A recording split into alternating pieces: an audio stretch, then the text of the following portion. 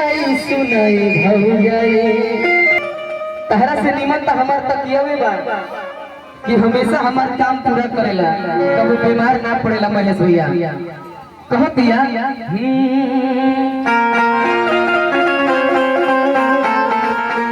अरे कि हर आलम का मतलब करार नहीं होता, हर वक्त का मतलब इंतजार नहीं होता। हर यूं तो मिलते हैं हजारों नजरें, मगर हर नजर का मतलब प्यार नहीं।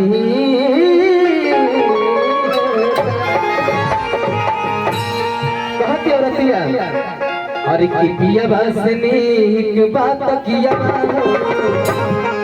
अरे की कबहू बीमार ना होला। अभी किधर पंडित भैया अरे की पिया बसने एक बात किया, कबहू बीमार ना होला।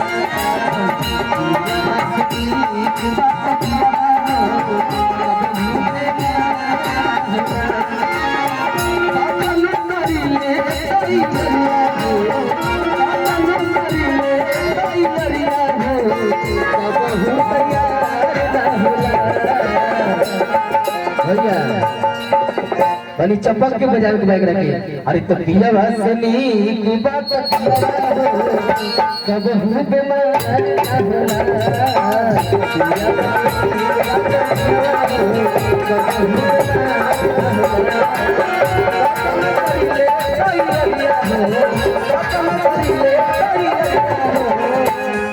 कब हूँ तैयार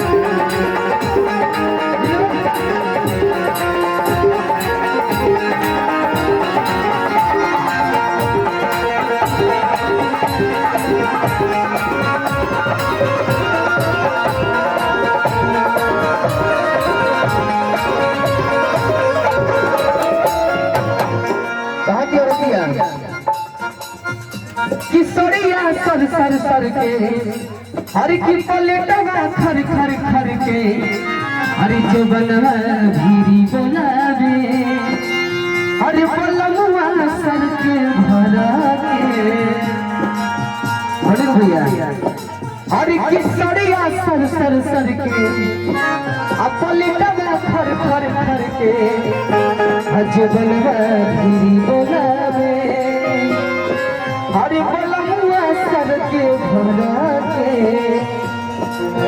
किसरिया सर सर सर के खर खर खर के बनवा भीरी बोलावे, पलमुआ सर के भर के।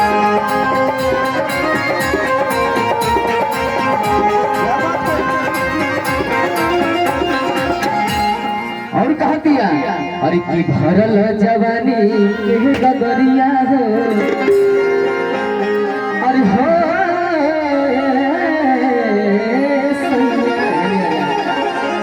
अरे की भरल जवानी के गगरिया हो, अरे की कबहू बेकार ना होला। अरे की भरल जवानी के गगरिया हो, अरे की कबहू बेकार ना होला।